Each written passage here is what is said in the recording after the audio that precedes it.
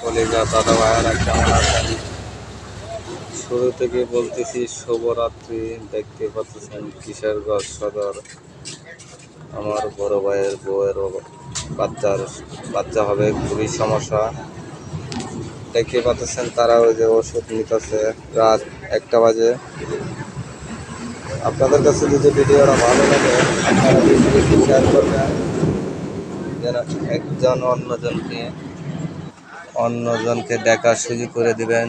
Kishoreganj Awami League office দেখতে পাচ্ছেন, আমি এখানে আছি দাঁড়ায়া, গাড়ির মাথা বসা। আপনাদের কাছে যদি ভালো লাগে বেশি বেশি শেয়ার করবেন।